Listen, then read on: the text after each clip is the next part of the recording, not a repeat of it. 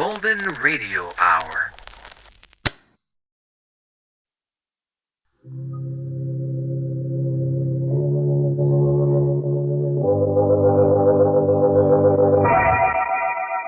Lipton Tea and Lipton Soup present Inner Sanctum Mysteries.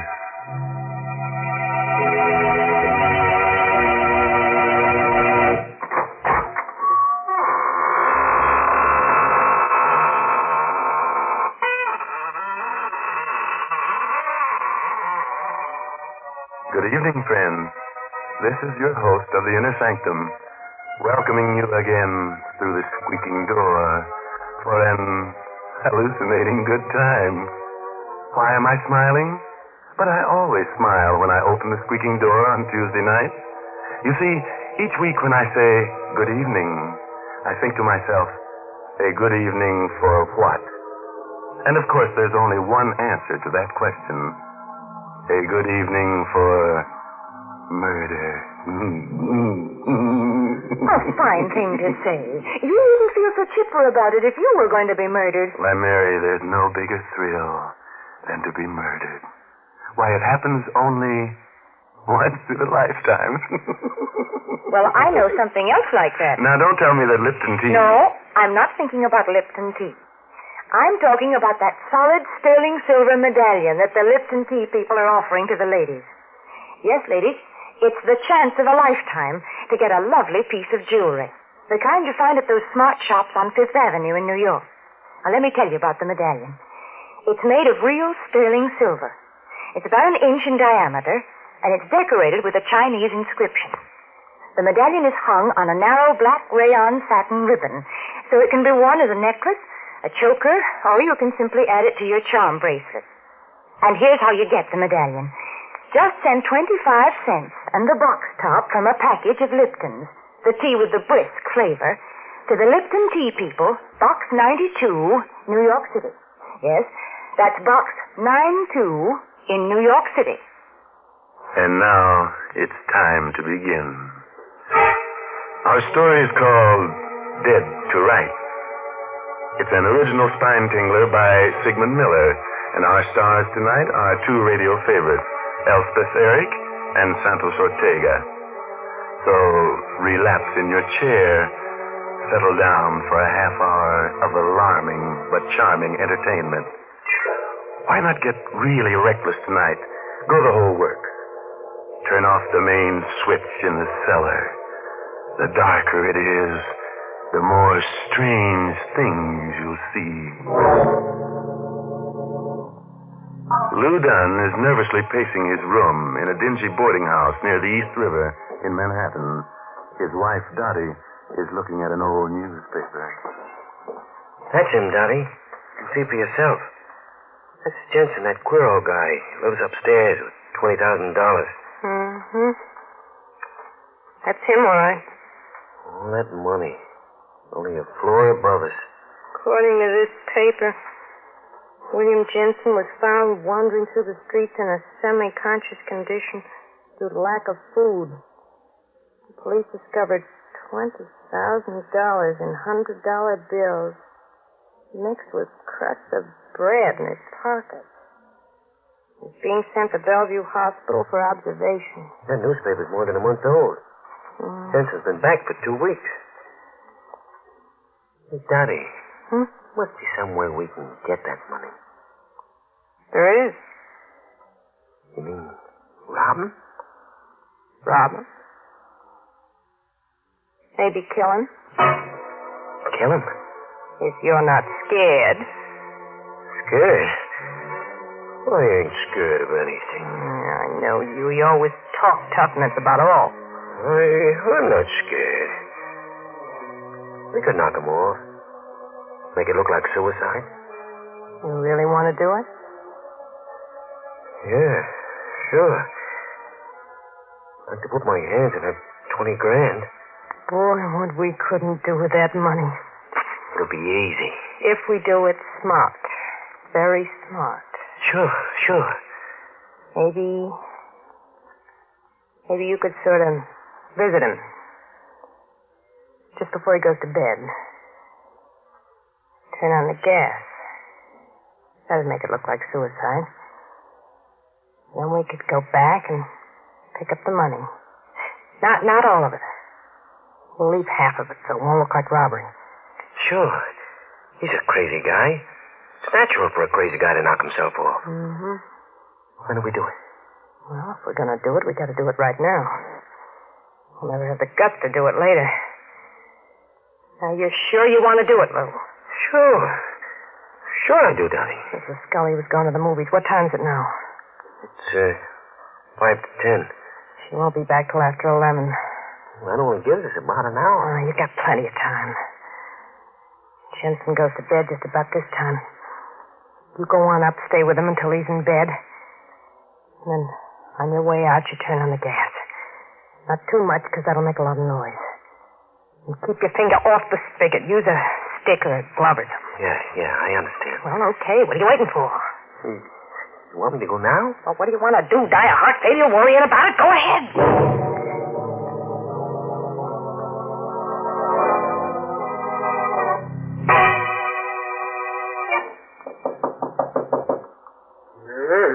Who's there? It's me. Lou Dunn, the guy that lives right under you. Oh, just a minute. I was just about to get to my bed. Is there anything special you want? No. I just had a little argument with the wife. Oh. I don't want to go back right now. You're going to teach her a lesson. That's right. Yeah. All right. Come in. You can talk to me while I get into bed. Thanks a lot, Mr. Jensen. I won't stay long. You going to bed right now? Yeah. Yeah. Would you mind helping me take off my shoes? Sure. I'm getting too old to bend down. Oh, sure. Sure thing. Thank you. Oh.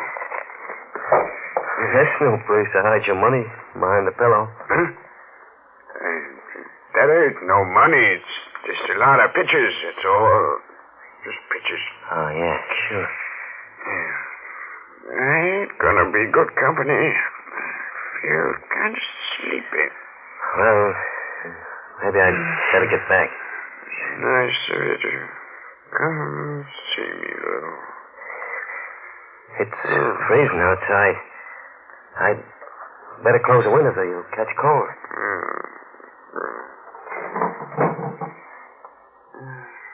Well, good night, Mr. Jensen.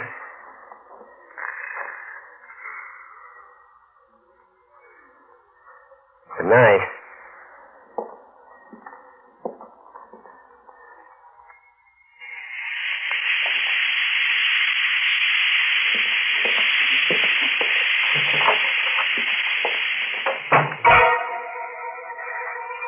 Oh, it's beating like a drum. If I get downstairs without being seen, everything will be all right. Hey, someone's coming up the steps. It's Mrs. Scully, the landlady. It's dark. Maybe she won't recognize me. I pull my hat over my face. Mr. Dunn? I beg your pardon. Oh, I'm sorry. I thought you were Mr. Dunn. It's all right. Good night. Good night.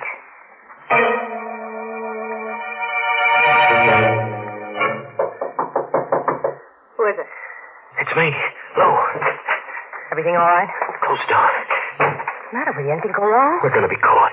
Calm down. Tell me what happened. I did everything you said. Everything went fine until I got outside. I met Mrs. Scully in the hall. I pulled my hat over my face. She recognize you? She called my name, but I disguised my voice. Nothing to worry about. I'm sure she knew it was me. We're going to get caught. Did you come right down here? No. I went outside for a few minutes in case she was watching me. That's good. Now you got to go back and get that money. He's dead by now. I can't go back. You gotta go now before the gas leaks into the hall and everybody knows about it. I can't. I can't do it. All right, I'll go myself. Where'd you say the money was? The pillow under his head. Stay here till I get back. Maybe we ought to forget it. No. Not after we've gone this far.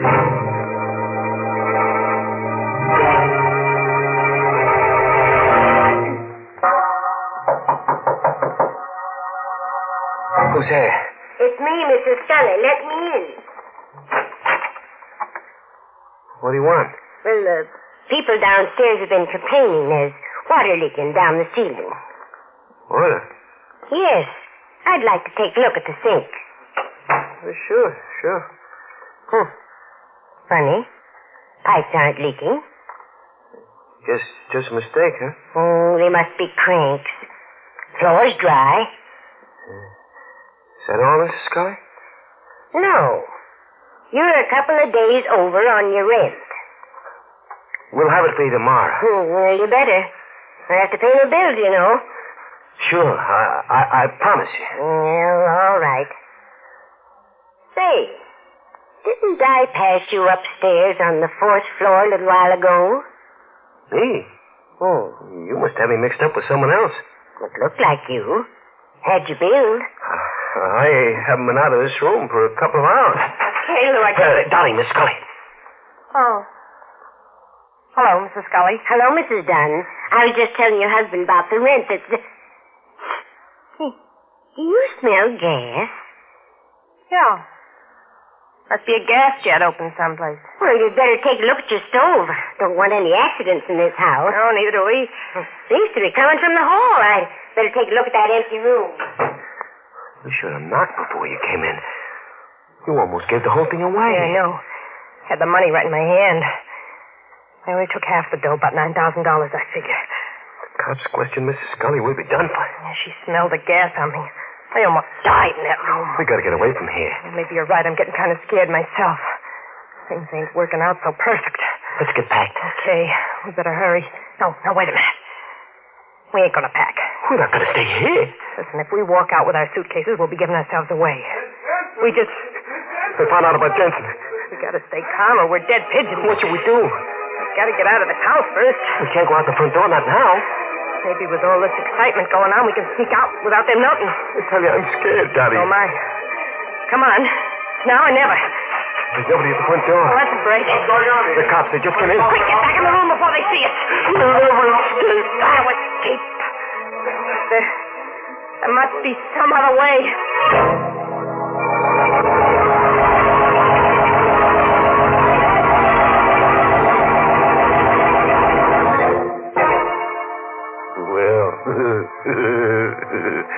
Dottie and Lou are in bad shape. My only hope is that they don't die of heart failure before the end of the program. That would be very embarrassing.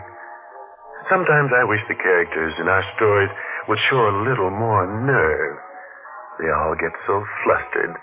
It's not that they aren't first-quality villains, but they're too indecisive. Well, what do you think is going to happen to them? Oh, they'll probably turn on the gas again. Oh, please. And brew themselves a pot of Lipton tea.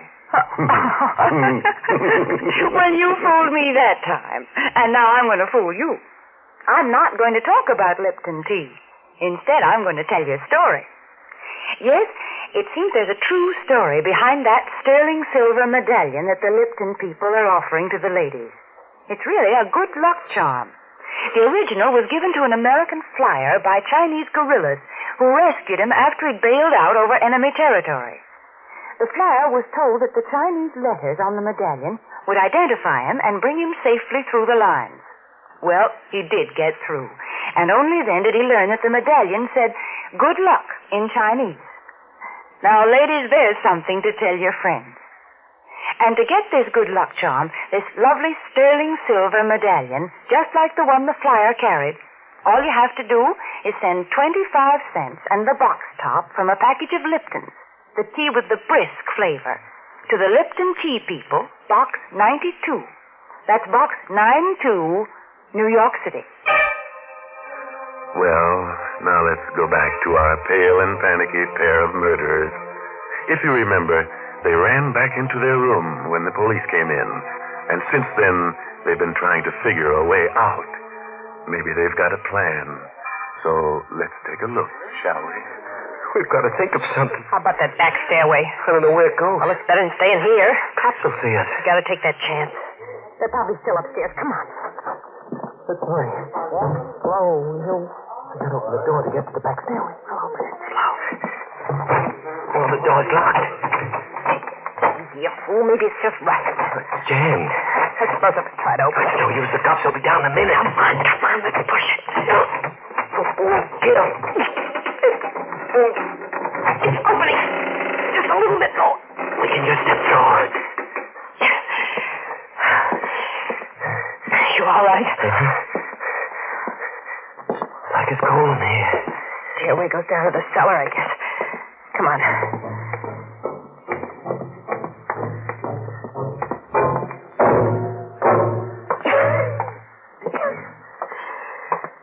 Stuck down here. It's choking me. There's another exit that leads out into the alley. Listen, that's the cops coming down to look for us. They're coming from the hallway stairs. We've got to hide. Here. Get behind this old sofa. Lie down on the floor. There's nothing you'll find down here. I hope you don't mind, lady, but we'd like to look over the premises. Look, this dust is killing me. I'm going to sneeze. No. I can't do it. It's just a waste of time looking for anything here. All right. Let's get out. There's too much stuff here. Dottie.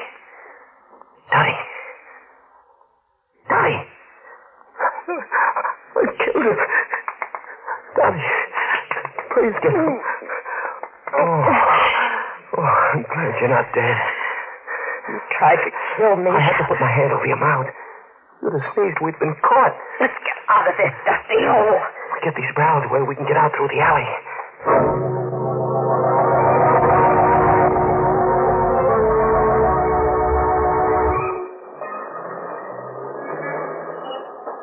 Well, it's a little safer out on the street. Please, will you stop looking back? There's someone following us. There's nobody following us. I tell you, there is. By now, all the detectives in New York must be looking for us. Stop acting so suspicious. Turning around all the time. We gotta look like normal people. Normal? I've never been so scared in all my life. I told you not to turn around. The same guy. Who are you talking about? Just look yourself. Guy with gray hat.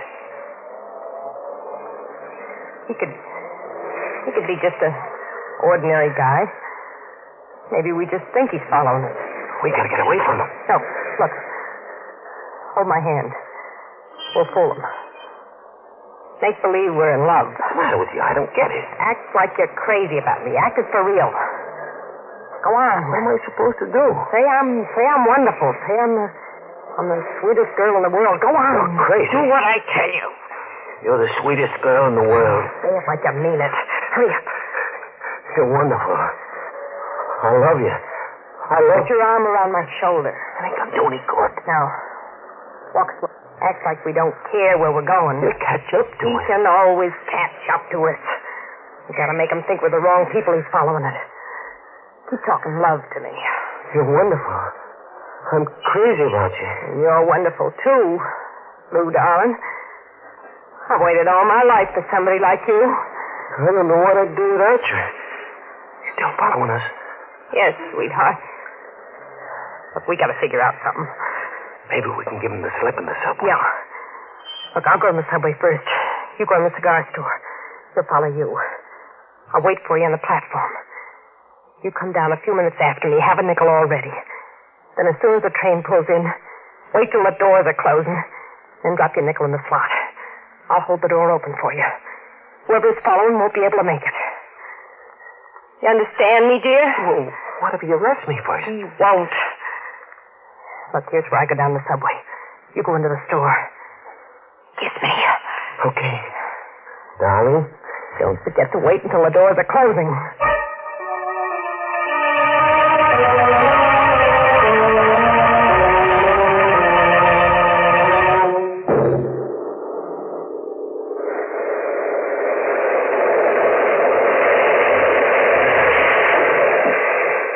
Lou, here I am. Hurry up. I couldn't find you. Well, in the center of the platform for everybody to see me. I thought you'd run out of me. Maybe I should have. You hide. I'd give myself up to you. Yes, you would. Where are we going? Next station. We'll get a bus going to New Jersey. Maybe we ought to ride on the plane.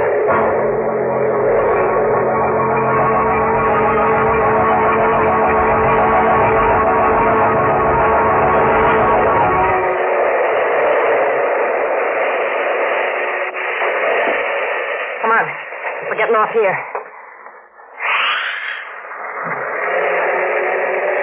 What are you hanging around? Wait a minute. We gotta hide this money so they won't have anything on us in case we get caught. Yeah. That's a good idea. We can come back with it later, huh? Hide it right underneath the platform. Yeah, that's a good spot. No one on the station. Let's shoot fast. Here's the money. I'll hold you while you bend over. right. Be careful you don't drop it. Now, hold on good. I'm liable to fall. Hurry up before somebody comes along. Yeah. Okay. It's hidden. Let's go. We'll be back for it in a day or so.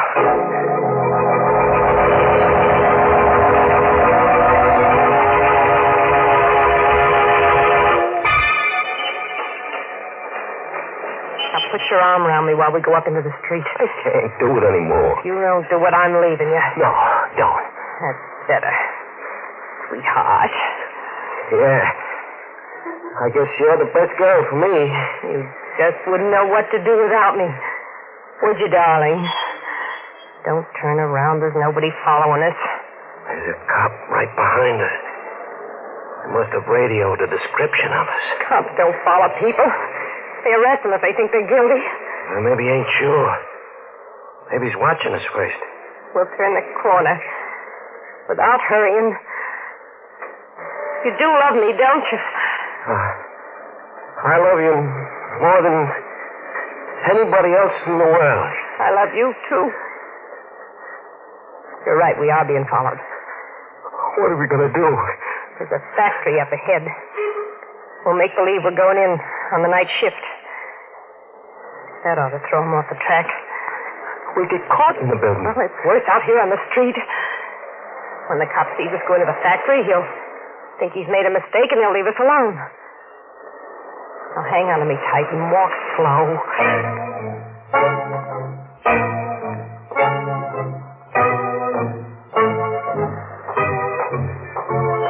Is this the building? Yeah. We'll walk in just as if we belong here. He hasn't followed us in. No, it worked fine. Now we can stay here for a few minutes and then It's the cop. We're caught. Let's take the elevator up. Come on. Floor, please? 16. There's no one on the 16th. It's empty, ma'am. She means the 15th. Yeah. Hurry up, please. We're very late. In a second. There's an officer coming in. Thank you for waiting. Floor, please? Just take these people wherever they're going. Yes, sir. Watch the door.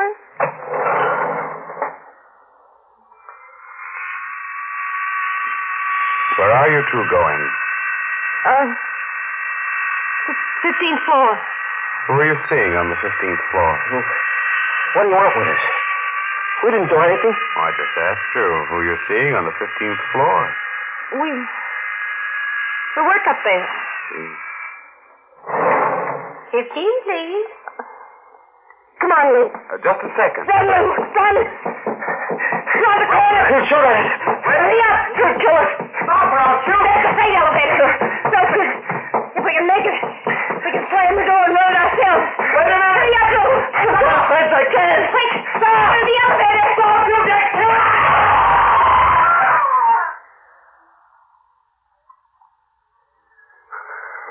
Those poor devils.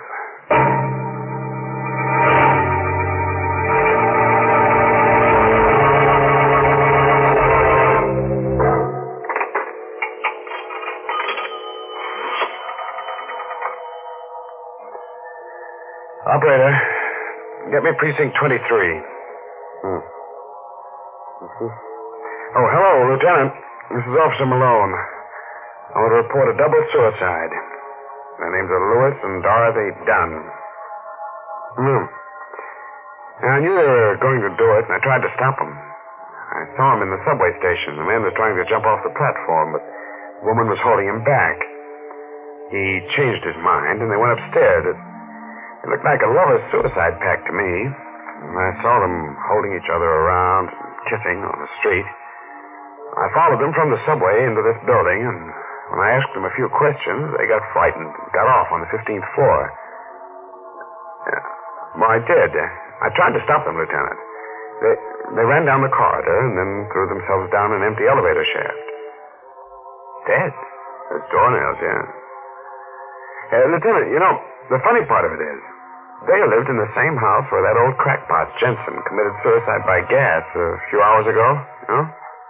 What? Yeah. Yeah, that sure is an unlucky house.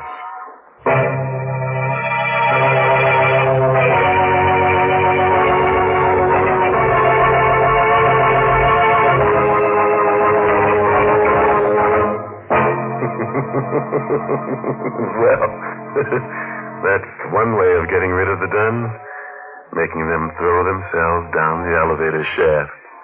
Not a very pleasant way, I'll admit, but business is business. We just don't fool around with characters like that. Well, I can't help feeling sorry for them. Those poor people probably never had a lucky day in their lives. And it's your fault, Mary. You should have given them one of those good luck charms you've been talking about. You know, the medallion with the black ribbon. Yes. If the medallion didn't bring them good luck, they could always hang themselves with the ribbon. Now, you stop that kind of talk. Because Lipton's sterling silver medallion on its black rayon satin ribbon is a lovely piece of jewelry. But you may never own it if you don't act now. The Lipton tea people make it easy for you. Listen, just send 25 cents and the box top from a package of Lipton's, the tea with the brisk flavor, to the Lipton Tea People, Box 92, New York City. The 25 cents includes the full cost of packing and postage.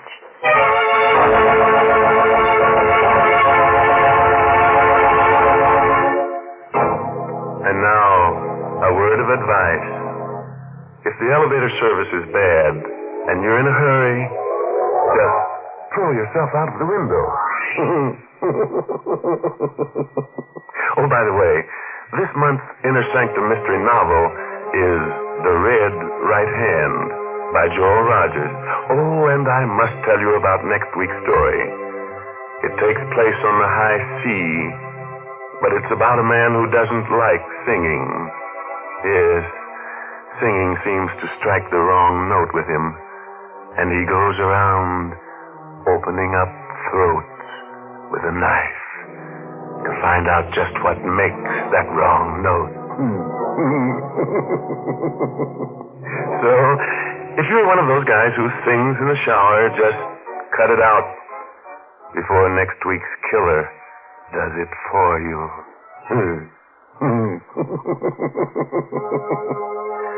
Now it's time to close the squeaking door until next Tuesday, when Lipton Tea and Lipton Soup present another Inner Sanctum Mystery, directed by Hyman Brown. Good night. Pleasant dreams.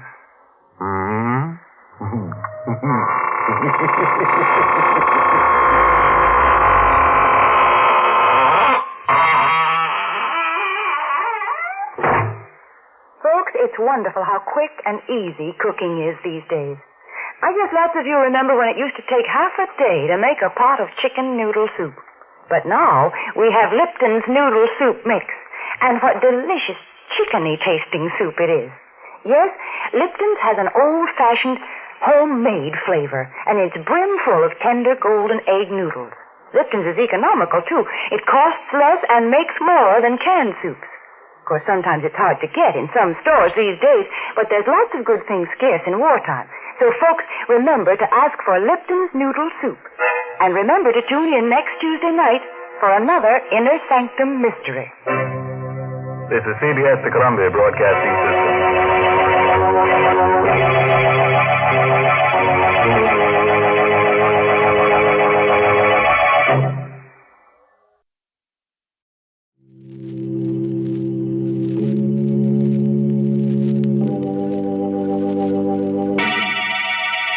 Lipton Tea and Lipton Soup present Inner Sanctum Mysteries.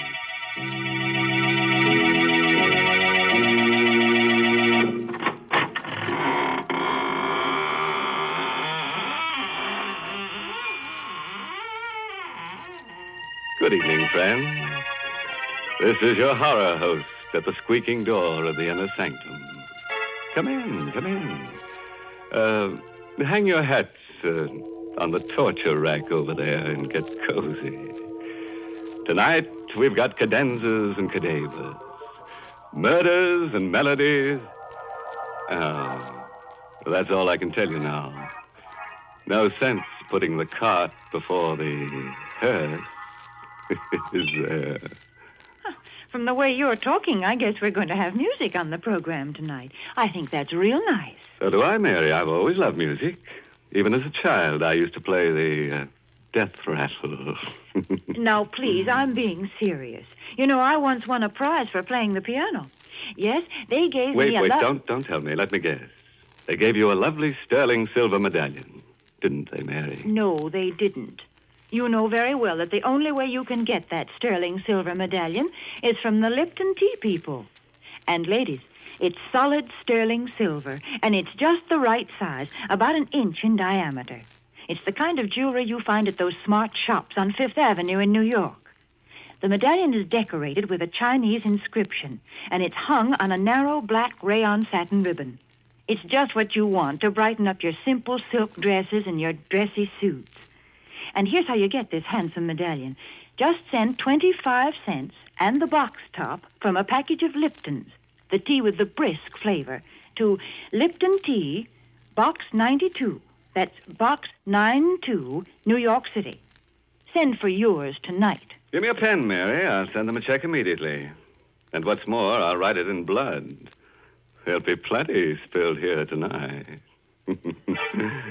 The title of our story is Musical Score. It's an original radio play by Christopher Mayle.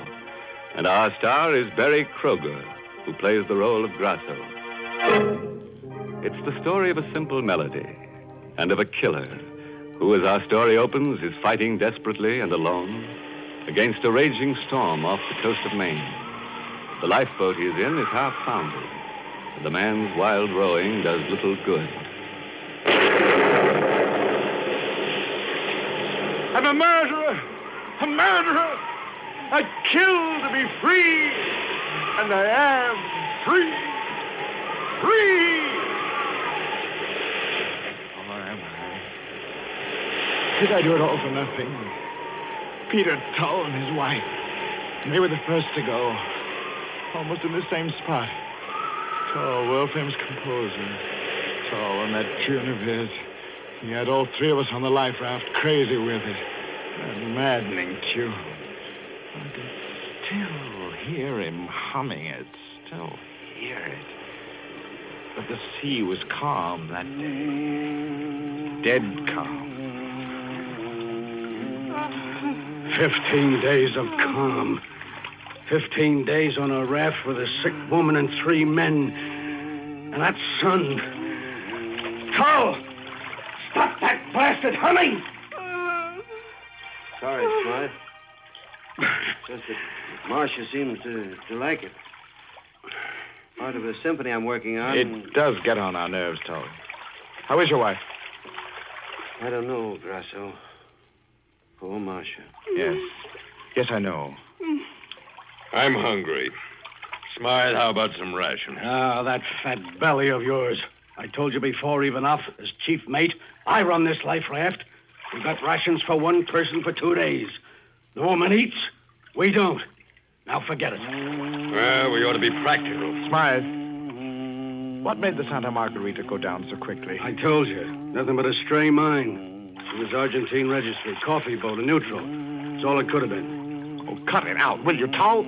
Or change the tune at least. I can't stand it. Sorry. We're done for. Yeah, you may be a famous playwright, Grasso, but you don't know the sea. We're near the main fishing banks. We got a chance of beating a fisher we can hold out. Tull! Tull, will you stop that blasted tune? Yes, for heaven's sake, Tull, quit it!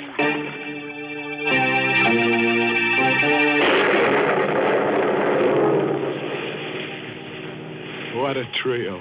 A perfume manufacturer, a playwright, and a sailor. We all wanted food. We all wanted water. Sleep. An end of Tull's humming. Well, I wanted all that more than the others did. Without Marcia Tull, I could eat a little. Without Peter Tull's song, I could rest. The 17th night it was. The moon painted us all in silver and black. The others slept. Tull had his wife's head cradled in his lap. I crawled over to Tull. How is she, Tull? You know, I think she's getting better. She smiled at me a minute ago. My singing helps. Go on, Tull. Hum. Hum your song.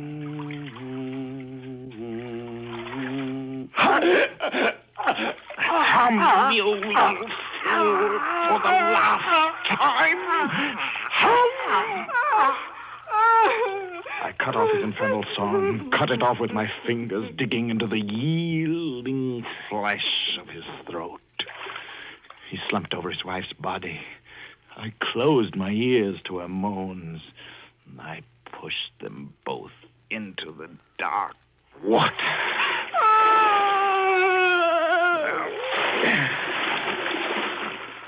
I was a murderer.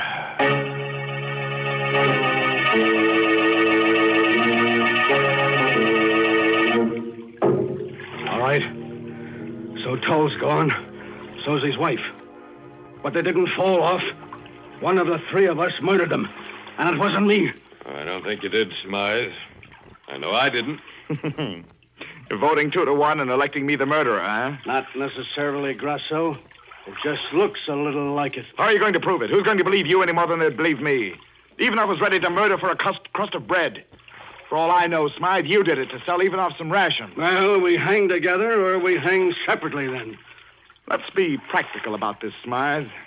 None of us can afford to be mixed up in even the implication of murder. Suppose we have an agreement. Huh? Just in case we are picked up. What kind of an agreement, Grasso? Suppose we agree now and for all time that Tull and his wife simply died at sea and were buried at sea.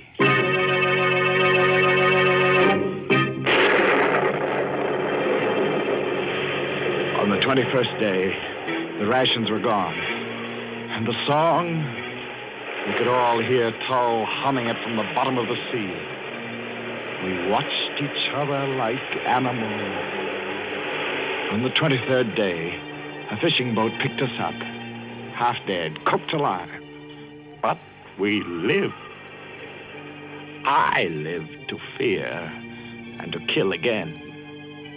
Fear began with a little scene in the Portsmouth hospital where we were being treated. Well, you got your belly full of food even now? Yes. No more hunger pangs, Smythe. How about you, Grasso? Pretty normal now, I guess. Oh, by the way, a friend of mine, second mate on another ship, was in to see me yesterday. Yes? Yeah.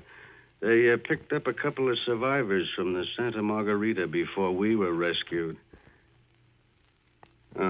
Not interested, eh? They were a man and his wife. Well, don't be such a dramatic ass, Smythe.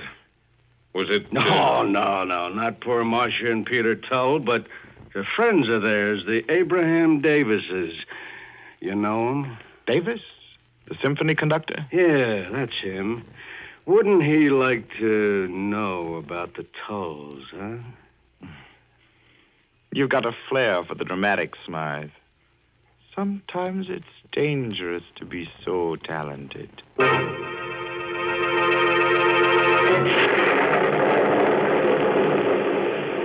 began to worry if both of them weren't ganging up on me. But days and weeks passed, and nothing happened.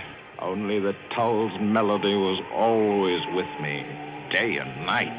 It kept ringing in my head, on and on and on.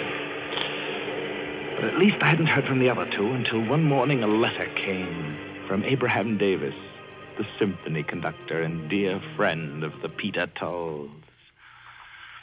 Dear sir, it has taken me this time to locate you three who were with my lamented friends, Peter and Marcia Tull, when they died at sea. I'm giving a reading from the score of Peter Tull's last symphony in my home prior to his first performance, and thought you might like to hear it. Hear it? I didn't need a reading to hear it. But I'd have to be there. They would be. Maybe plotting to tell lies about me to Davis. Right then, I decided to kill them both. That way only lay freedom from anxiety. Murder would free me. Ivanov would be first. Yes, fat, beady-eyed Ivanov. I studied their movements. Ivanov worked late at his office every Tuesday night. And on the second Tuesday of each month, the Halifax-bound cargo steamer San Luis left her New York dock. My plan was simple. It involved my waiting for Ivanov in his apartment house on the night of Tuesday, May 8th. My weapon would be simple, too. A common bread knife. Simple and so satisfying. Good night, Mr. Ivanov. Thanks for the bottle of perfume. My girl's crazy about it. Night, George. When you get married, I'll give you a quart of it. Thanks. I slid the knife from my sleeve and gripped the handle. Ivanov reached his door. His broad back was a leap away. I knew where to strike. You learn those tricks in my trade. An upward thrust just below the right shoulder blade. You. It was you.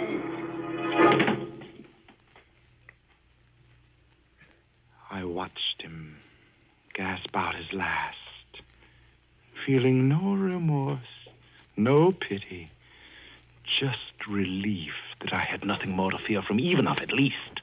One more to kill, to be free. One more. I turned my back on the cooling mass at my feet and reached the street. I walked fast. I had only a little while to reach the docks and make my boat. Tull's melody kept beating its tireless notes against my brain.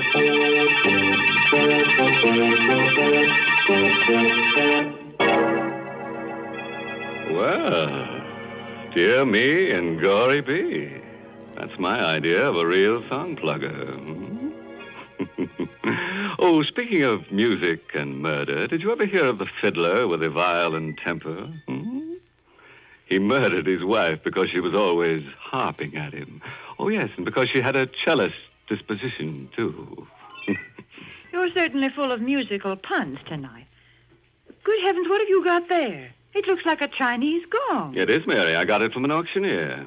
You know, those fellows always say, going, going, gong. Well, what are you going to do with it? Oh, I've always wanted to kick the gong around. Besides, if you're going to tell that Chinese story about the medallion, I ought to accompany you on the Chinese gong. Well, I'm not going to tell it in Chinese, so suppose you put that thing away. But, ladies, there is a story behind that sterling silver medallion that the Lipton tea people want to send you. And what's more, it's a true story. It seems that the original of this handsome medallion was given to an American flyer who was rescued by Chinese guerrillas after he'd bailed out over enemy territory. The flyer was told that the Chinese letters on the medallion would identify him and bring him safely through the lines. Well, he did get through. And only then did he learn that the inscription said, "Good luck," in Chinese. Now, there's a story to tell your friends when they're admiring your medallion on its smart black rayon satin ribbon. And to get this good luck charm, just like the one the flyer carried, all you have to do is send 25 cents and the box top from a package of Lipton's, the tea with the brisk flavor, to Lipton Tea, Box 92, New York City. How about hitting that gong now so they'll remember? Yes, that's Box 92 in New York City. All right.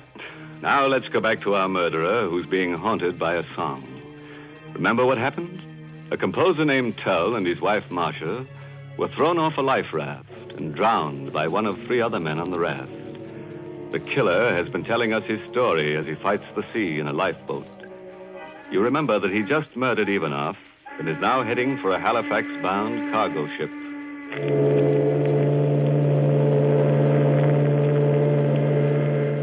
This is your flight crew, Mr. Grosser. Anything I can do for you? No, thanks. Not just now. I'm going right to bed. When do we reach Halifax?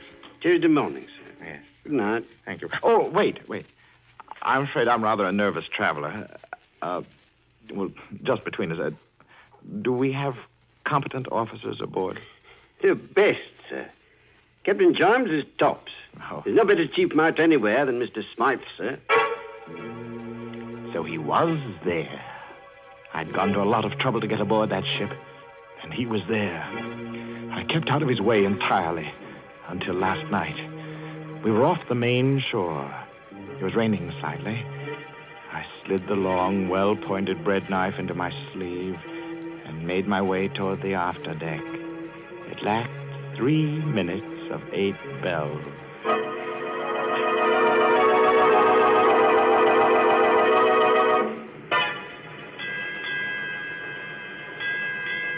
Eight bells, Skipper. I'm going after a smoke. There he was, just where he had been every night, smoking, leaning against the rail near the small lifeboat. I could barely see him. It was so dark. But I stole toward him a foot at a time. Now I held my breath. I was so close. Slowly, I brought my arms straight to my side, flexed my muscles, tensed for the thrust. I calculated the lunge. The cigarette told me where his mouth was. Then he turned his head a little, his cigarette flared and lit his face, and his eyes were on me. I thought you'd look me up if I came to the same spot each night. Turning out to be quite a killer, aren't you? How did you... Yes! Can you still hear me smile? Now nobody knows what happened on the life raft. Nobody. I'm free. You fool. You'll never be free. The song will...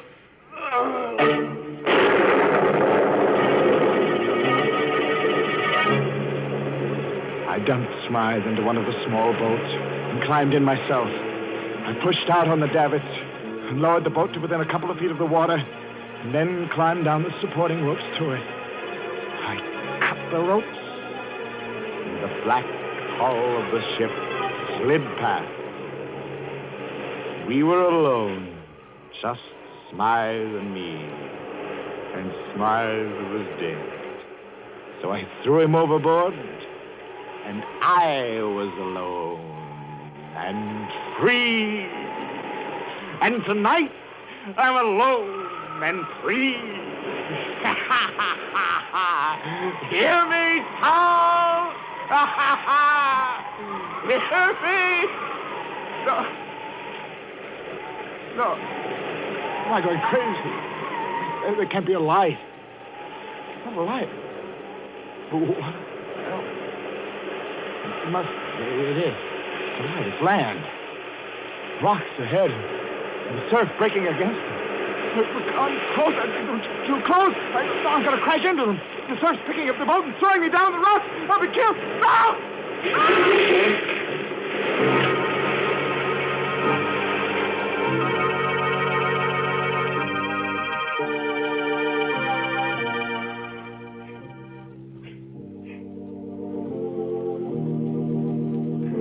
Wait, darling. I think I hear something outside. What? Stop a minute. I think I hear something. You don't have to shout.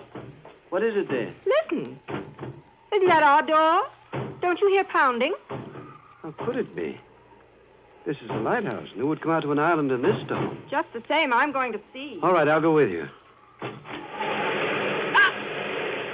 Good heavens. How did he... No.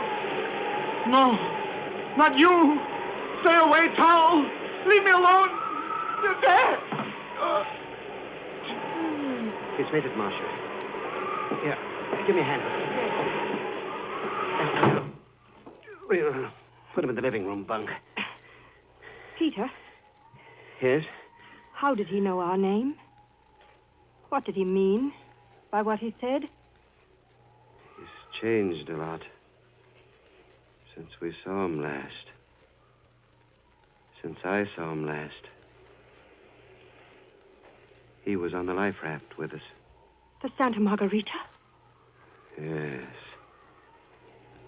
I'd know him better than you would. You were ill. His name's Grasso. His was the last voice I heard before we fell overboard.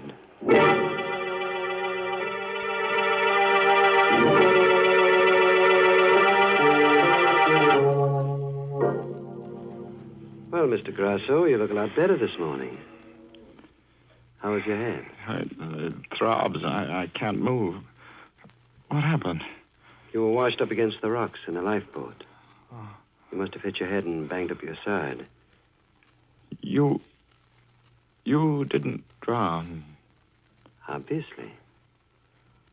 You didn't choke me thoroughly enough, Grasso. The water revived me. And I was clutching Marcia's dress.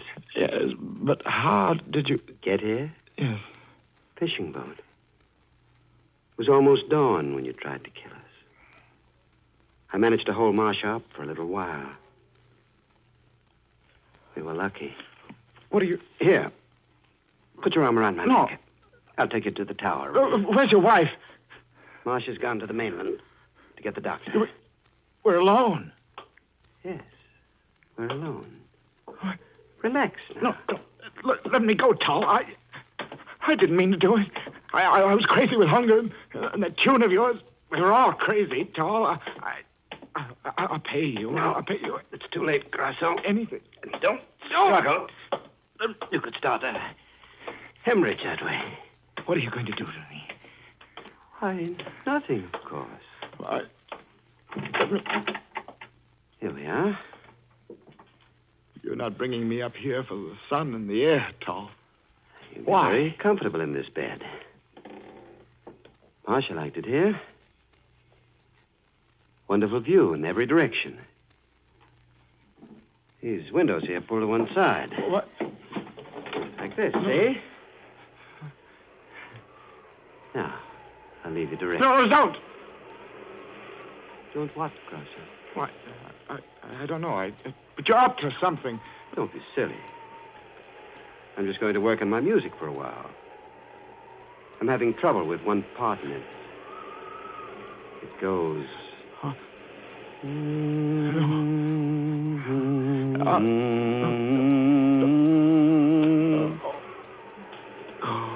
Remember it, Grasso? Oh, that's it. I see it now. Why, you... You'll be safe here. I have this barred metal door here to keep saboteurs out.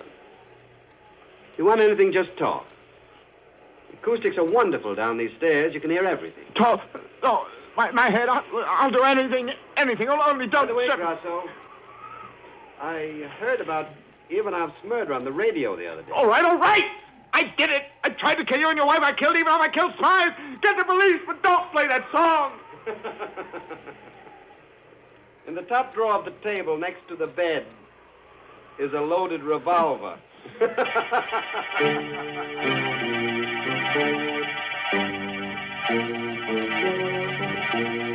Stop, Tom! Stop! My head. Stop! Can I go on? Revolver. God. Yeah. It'll stop it. Now I'll never hear that song again. Never. Play it! Play your melody, Tom! And the blaze is with you!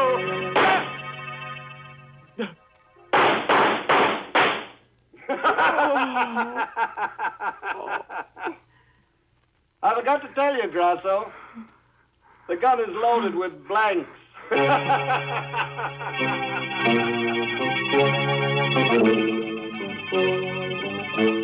There's still a way out. There's still a way out. All right. Tom, you win.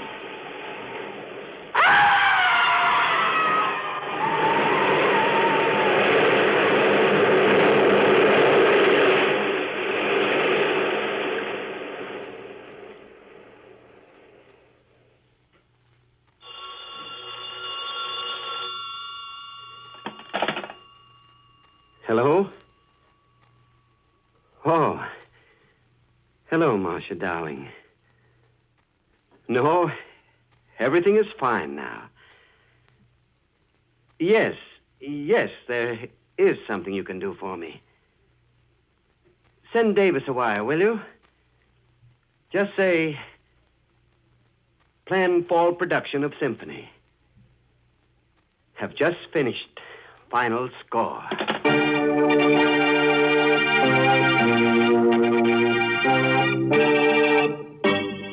Say, how would some boogie-woogie sound to you right now, hmm? I'd settle for a nice, cozy fife and drum corpse. Now, stop that funny kind of talk, because I've got something important to say. Folks, tonight the Lipton Tea people have asked me to remind you that the goal of this 7th War Loan Drive is $14 billion. I guess sums like that are just too big for you and me to understand. But every one of those dollars has a purpose behind it, and that purpose is to end the war in the Pacific as quickly as possible. Yes, that $14 billion is needed to move our soldiers halfway around the globe, to build new ships and faster planes. We've promised our fighting men the very best weapons that can be made. That's the least we can do. And we're helping to fulfill that promise when we buy war bonds, when we support the 7th War Loan Drive with every penny we can spare. So, folks, please buy all that you can when the Victory Volunteer comes to your house. Sure, we got a moral for tonight's story. If you're thinking of marrying a musician, insist on a big house. Don't go in for this light housekeeping stuff. Oh, by the way, this month's Inner Sanctum mystery novel is The Right Red Hand by Joel Rogers. And listen to this. Our star next week will be the famous dramatic actor of stage and screen, Raymond Massey. He will appear in a story about a man who plays chess. Nice, quiet little sport, hmm? Except that our friend uses human beings for his chess pieces. And by the time the game is over, those pieces are just too dead to move. Now it's time to close the squeaking door until next Tuesday, when Lipton Tea and Lipton Soup bring you Raymond Massey and another Inner Sanctum mystery story directed by Hyman Brown. So, until then, good night. Pleasant dreams. Hmm?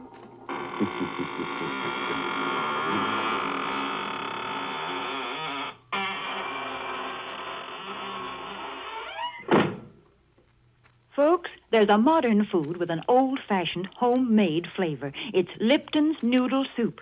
Yes, Lipton's does taste homemade. It's got that same chickeny taste as the chicken noodle soup you make right in your own kitchen. Lipton's has got the same good herbs and flavoring, the same tender golden egg noodles. But listen, Lipton's Noodle Soup Mix comes in an envelope, and it only takes a few minutes to prepare. Of course, sometimes it's hard to get in some stores these days, but there's lots of good things scarce in wartime. So remember to always ask for Lipton's Noodle Soup. And remember to tune in next Tuesday night for another Inner Sanctum Mystery. This is CBS, the Columbia Broadcasting System.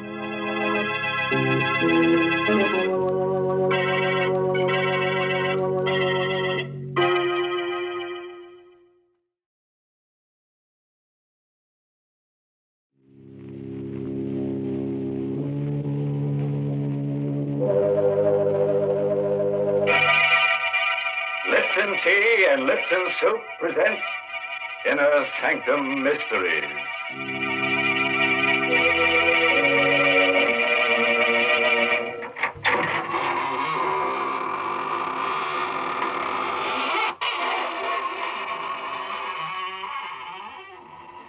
Good evening, friends. This is your host of the Inner Sanctum, welcoming you to another half hour of gore galore. Come in, won't you, and sit down. No, not there. You'll sit on Ezekiel. He wouldn't like that. Besides, you probably find him pretty cold. We've been keeping him on ice for about 6 months now. What? That noise? Oh, that's just his teeth chattering. No, not because he's cold, but because he's just finished going over tonight's story and, well, I guess you could call him a scared stiff. Goodness, is the story really going to be so scary? You mean that lots of people are going to be murdered? Yes, Mary, but don't worry. We're only killing people who've never been killed before. Well, I guess then that all the characters in the story will need plenty of ho suet. Oh, Seward, what's that? Chinese for Lipton tea? Well, you're half right. It's Chinese. Ho suet means good luck.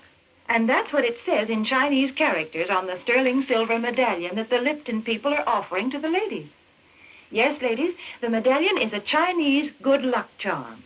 But more than that, it's a really lovely piece of jewelry. It's made of solid sterling silver, and it's hung on a narrow black rayon satin ribbon. That's the fashion this year, you know. Yes, this handsome medallion is the kind of jewelry you find at those smart shops on Fifth Avenue in New York.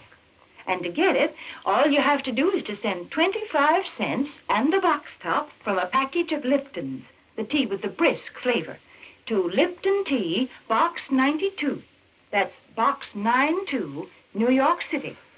All right, friends. Now get ready for a surprise. Tonight's story is called Death Across the Board. It's an original radio play by Robert Newman. And our star is that famous dramatic actor of stage and screen, Raymond Massey, who will play the role of John Strand.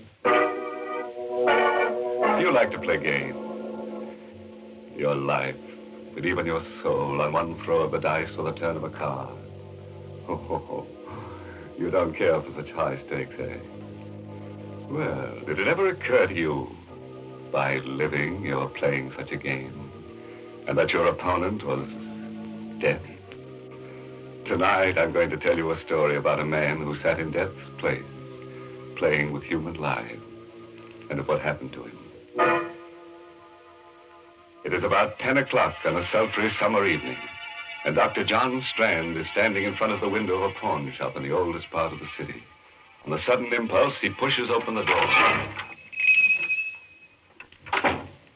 Good evening, sir. Good evening. Is there anything I can do for you? No, thank you. If you don't mind, I'd just like to look around. By all means. I just thought if there was something in particular. Oh, I really didn't have anything special in mind. I just thought... Hello. Ah, my chess set. Yes, a very interesting set. And a very interesting game you're playing. My dear sir, you have no idea how interesting. Whose move? White's. Then White should win in 6 moves. That, sir, is very much open to question. Well, perhaps we can play sometime. And how much for this set? Not for sale. Oh, too bad. Yes. However, if you're interested in chess and chessmen, I know of a set that I think might appeal to you. It's an Arabian set, 12th or 13th century ivory. The white pieces are Saracen warriors, and the black pieces are crusaders. Do you have it here? Unfortunately, no. It's not very far away.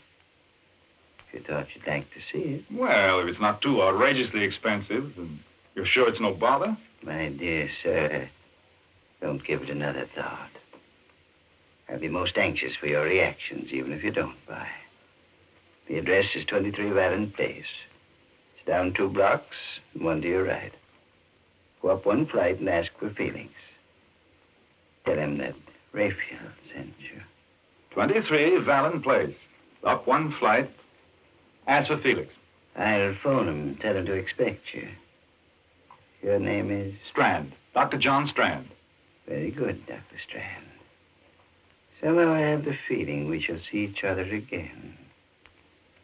Perhaps we should even have the chance to play that game you mentioned before.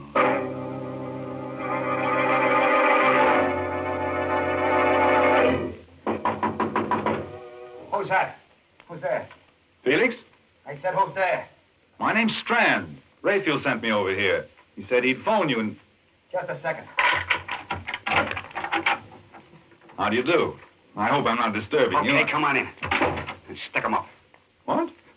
I'm afraid there must be some mistake. Sure is, Bob, and you made it, thinking you could come here and take me this way. What? This is ridiculous. I said stick 'em up. Keep 'em up or I'll let you have it right now. What for? Because I said so, that's what for. Let go of me. Let go. Drop that gun. Or drop it, do you hear? Where is it? Sure let you have it right away. Oh. Okay. Now get up and tell me what this is all about. I said get up and... Felix. Dead. He's dead.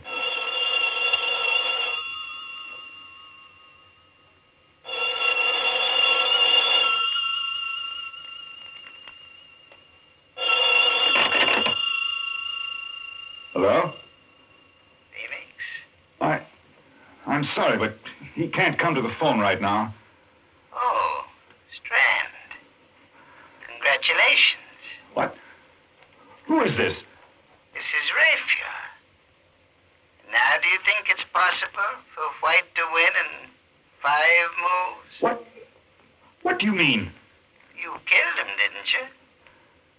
Of course you did. Or you wouldn't be speaking to me now.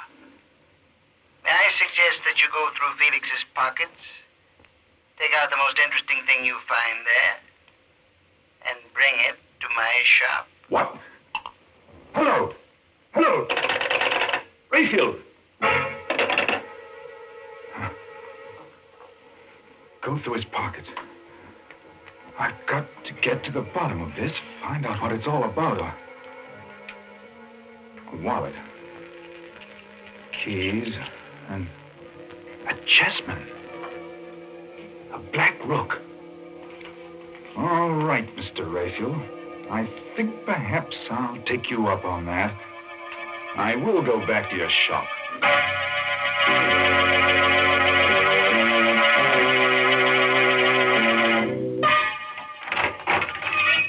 Good evening, sir. Can I help you? Yes. Where's Raphael? Oh, I'm sorry. He's not in right now, but are you Dr. Strand? I am. I'm Alice Hines. He must have been expecting you. He asked me to give you this. What is it? I don't know, but Another chessman. A white knight. Oh, yes. Mr. Raphael is quite a chess player. He's more than that. He's a murderer. What? What do you mean? He sent me to see someone, a man named Felix, to look at a chess set. When I got there, he pulled a gun on me and... Well, when I tried to get it away from him, it went off and killed him. Oh, no. Don't look so surprised and innocent. You work for him. You must know what it's all about. There must be some mistake, some horrible mistake. A mistake, eh? Then why did he phone Felix's while I was there? How did he know he'd been killed? Why did he laugh about it? Tell me to come here. Well, I don't know, but I can't believe that about him. I won't. No? Well, we'll see what the police have to say about it. Where's the phone? Back there. But if you're serious about it, you don't have to bother calling them. Riley just went past here a few minutes ago. There he is, up at the corner. Fine. That'll save some time. Officer! Oh, officer, would you... Good Lord. Someone shot him. That woman hiding behind that car there. The woman in black. She's coming in here. Don't just stand there. Get inside and shut the door. You shot Riley. You killed him.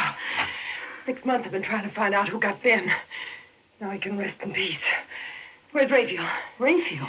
He's the one that got the dope for me. Told me how to knock the cop off. Told me to come in here afterwards. Well, Miss Hines? Why are you looking so funny? Say, whose side are you on, anyway? Not ours, my dear. Not ours. Well, that's it. I just took it for granted you were working for Rafe. Okay, get him up and keep him up. What'll I do with him, Raphael? Where are you, anyway? Oh, I'm around here someplace. As to what to do with them, I leave that to your discretion. After all, they are witnesses. Yeah. That's right. May I recommend the cellar? Right through that door there. It's secluded and quiet. Okay. Get moving. I repeat, Miss Hines. Well? It's fantastic. What are you going to do to us? You can't be that dumb, baby face. 6 months I've been wearing black for the only guy I ever loved. I finally get the guy that got him. You think I'm going to leave the two of you around to put the finger on me? You're going to kill us? You cannot. No. Seems to me I did a pretty neat job on that flatfoot. After all, they can't burn you more than once.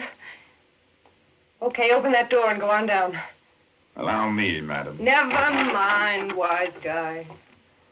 You go down first, then Babyface. It's not very good manners. No, I'm not going to let you do it. Give me that gun, don't you fool! Let it go!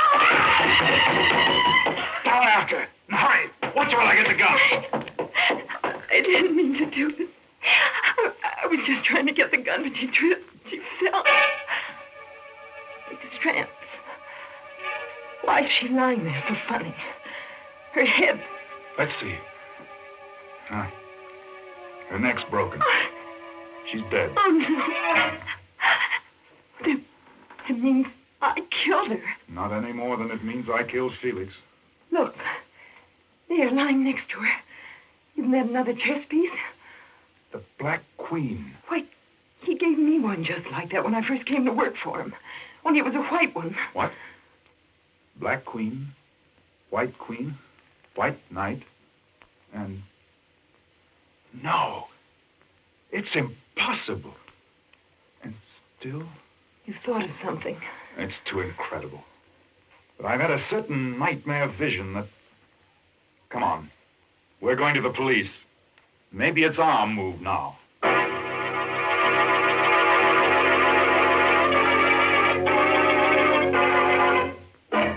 Well, live and learn. I always had an idea that I wouldn't like chess, that it was a pretty slow game. But here we've only been playing for about 15 minutes, and we've chalked up 3 corpses already. Yes, this kind of chess is just like a divorce. Why? What do you mean? Well, it's a good way to get rid of your wife. That is, if she's a stale maid. Well, I assure you, most men don't want to get rid of their wives. Is that so? Didn't you tell me that a man had written in to ask for that Lipton sterling silver medallion on the black ribbon? Yes. And didn't he say he wanted to put it around his wife's neck as a choker? Oh, dear, you don't understand. A choker is just one of the ways in which you can wear this medallion. Of course, you can also wear it as a necklace or... Well, here's what one of our listeners says she does. I put the medallion on my charm bracelet. I just took it off the narrow black rayon satin ribbon on which it's hung and then slipped it on my bracelet. The medallion was just the right size. Yes, ladies, and no matter how you wear it, the medallion is really a smart piece of jewelry. It's made of solid sterling silver, and it's about 1 inch in diameter. So send for your medallion tonight. The Lipton people are making it easy for you to own one. Just send 25 cents and the box top from a package of Lipton's, the tea with the brisk flavor, to Lipton Tea, Box 92. That's Box 92, New York City. It's better right now, friends, while your hands are still steady enough to address the envelope. Well, let's go back to our game of chess. And our star, Raymond Massey, who's playing the role of John Strand. It's about a half hour later now. Dr. Strand and Alice Hines are sitting in a bare, quiet room, the chief's office at police headquarters. For the past 10 minutes, Strand has been talking steadily, describing everything that has happened. So you each bumped someone off, eh? And you come to give yourselves up. We certainly did not come here to give ourselves up, Chief. I told you that in both cases it was self-defense. We're here because there's a madman loose, a homicidal maniac. It just came to me a little while ago. There was something strangely familiar about this Raphael, and... Did you ever hear of Raphael Norbert? No. He was one of the greatest chess players the world has ever known. About 5 years ago, he disappeared. Well, he's playing another chess game now. The maddest game that ever was. Is there a map of the city around? Right there on the wall. Let's see. Now, here's Raphael's shop, and... Yes, this would be it. This section of the city here is 8 blocks each way. This is his chessboard. And human beings, people like Alice and I, are his chessmen. What? John. I know it sounds fantastic, but I think it's true. When he sent me to Felix's, he told me to go down 2 blocks and 1 to the right. That's the move of the night. In other words, he had cast me as one of the white knights in his crazy game. Alice was the white queen. He himself was the black king, and so on. He just lined up all these people. Said, you play this piece, you play that, and... That was the beauty of the game. The fascinating, exciting part to him. No one knew that they were playing in it, but he. For instance, Felix didn't know that he was a black rook any more than I knew I was a white knight. But his black pieces were all criminals of some sort who wouldn't hesitate to kill. And it was by killing that one piece took another. You see, that was the ultimate refinement, the thing that made this the greatest game Norbert has ever played. He could plan a move, but he had no way of telling which piece would take which. For instance, I killed Felix instead of his killing me. In other words, he was not only playing his game against law and order, against society, but he was matching his brains against that of every piece in the game. Against law and order, eh? I got this in the mail a couple of weeks ago, without any letter or anything. How would it fit in with your theory? The White King. Of course. He's cast you in the role of the White King. In other words, he's playing this game principally against you. Now do you believe us, Mr. Adams? Do you? I don't know. It's possible, I suppose. We've been having a funny kind of crime wave lately, killings without any apparent... Excuse me. Hello? Hello, Chief. Valenti speaking. I'm down at the corner of 3rd and Sycamore, and there's something kind of screwy going on. Hello? Hello? Valenti? What's the matter? One of our detectives calling from 3rd and Sycamore. Said there was something screwy on, and then, well, sounded like somebody got him. I'll make sure about this before you answer, but would this be part of what you were talking about? Let's look at the map again. 3rd and Sycamore. That would be in the area that's Rayfield's chessboard. Yes, I think it is. Okay, come on. We're going down there.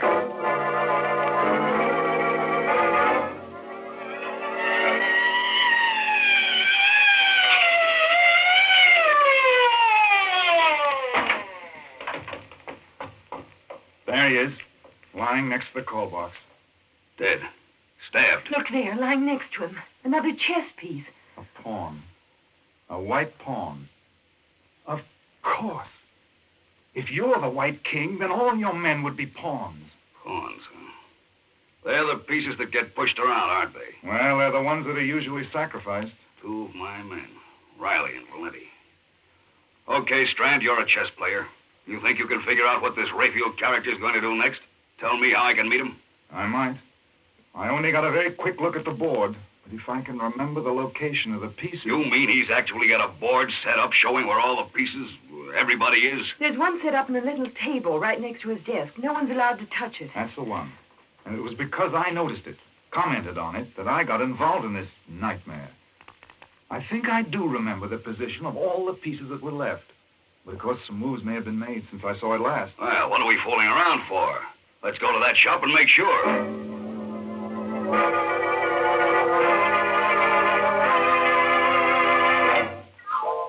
All dark. Doesn't look as if anyone's in the store. Locked, all right. You got a key, haven't you, Alice? No, Rayfield never gave me one. He always locked up himself. Well, what do we do? 2 of my men killed and you ask me something like that. Look out. Okay, where's the light? Right here. There's the chessboard over there. I know. Let's take a look at it. This all there is to the place? Except for the cellar. Oh, she must still be down there. That woman in We'll black... go down there later. Well, Strand? Well, at the moment, black seems to have the edge on us. Several moves have been made, and we've lost several pieces. But we still got a fair The chance... winning that game. Where's this Rayfield guy, the Black King? What's he going to do next? Just give me another minute or two, will you? The Black King is still in his own square, which would seem to mean that Rayfield was still here someplace. The thing is, I'm not sure whose move it is now. You're right, Strand. I am still here. And it's my move. What in thunder? It's him speaking over some kind of loudspeaker system. Maybe from the cellar. From the cellar, huh? Now, I'm going to...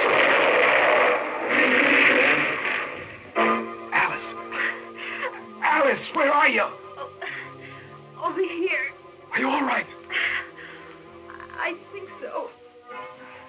What was it? What happened? He must have had the place mined or set a booby trap, and when Adams went to open the cellar door, Where is Adams? What? I'm not sure, but I think he's over there. I must have some matches someplace. Here. Under that beam. There. Help me lift it off. Adam! Is he... No, but he's pretty badly hurt. Just let me get a few tourniquets tied on him, and we better get him to a hospital.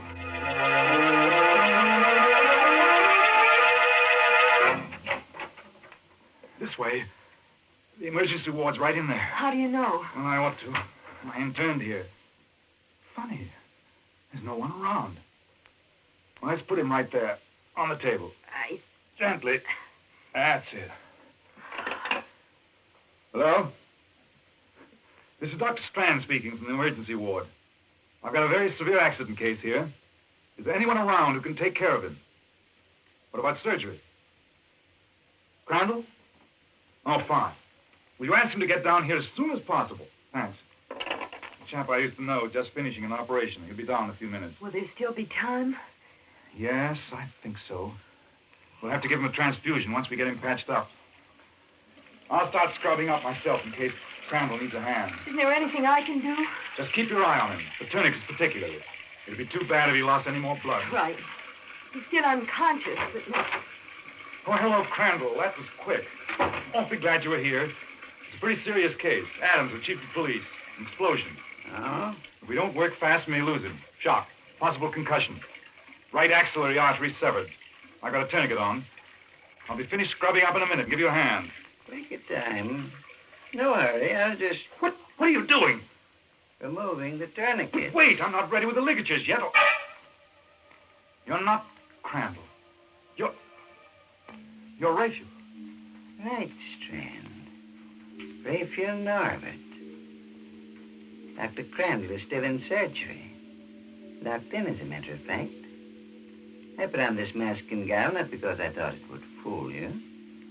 Because, well, somehow it just seemed appropriate. It can't be you. You were in the shop. No, Strand. You're thinking of my voice. It was coming over a loudspeaker system from next door. If you're thinking of my position on the board, you forget. I hadn't made my move yet. Raphael, I don't know why you've done all this, and I don't care why. But you've got to let us do something about Chief Adams. All that blood he's Yes, losing. Rachel, for heaven's sake. Don't move, either of you. When I have to shoot, I sincerely hope it won't be necessary. After all, when the chief of police dies, the game will be over. And the most interesting game it's been. But haven't there been enough deaths? You're very sentimental, my dear. I'm afraid you never would make a good chess player. Pieces have been taken, that's all. Raphael, suppose we just give up. Say you've won. That's right, Raphael. We'll cede you the game, but let me do something about Adams. There's still time. I've got everything ready here. All the instruments. No, Strand. This is one game I won't have ceded. But I insist on having played out to the last move.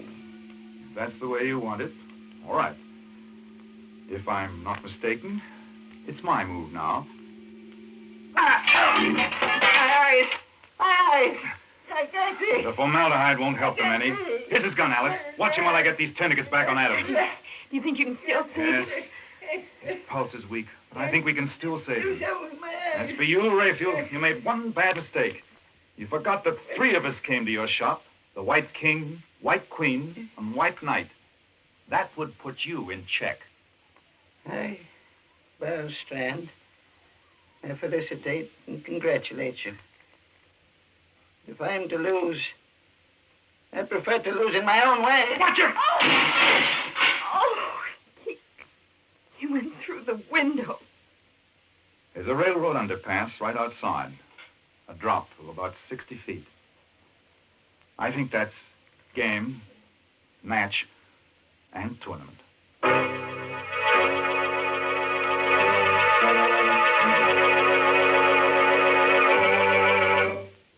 What? You mean the game's over already?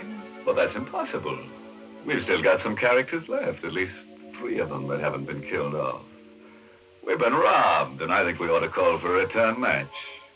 Let's take a vote on it there. All those in favor?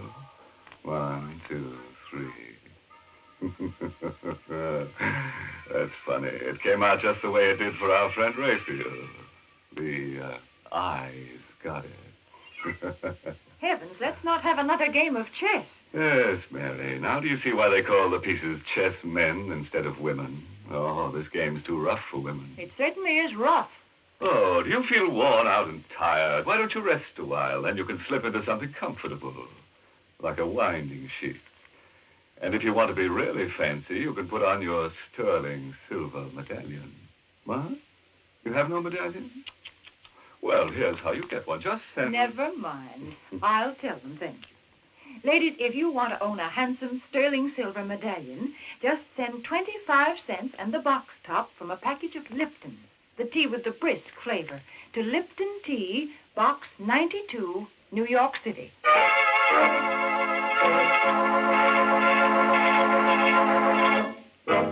Before I say goodnight, a word of advice. If you should ever get into a chess game with a stranger and you happen to notice that he's got a meat axe on his lap, don't get up and run. Just make sure that there's someone else around to help pick up the pieces. Oh, by the way, this month's Inner Sanctum mystery novel is Lay That Pistol Down by Richard Powell. And oh yes, let me tell you about next week's Inner Sanctum story. Directed by Hyman Brown and brought to you by Lipton Tea and Lipton Soup.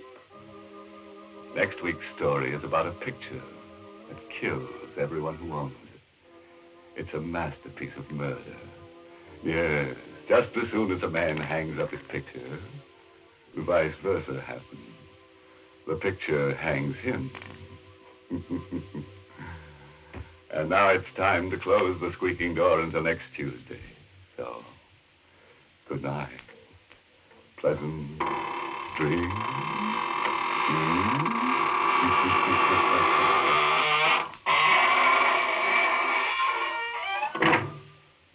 Folks, the next time you send a box of food to your boy overseas, be sure to include a package or 2 of Lipton's noodle soup mix.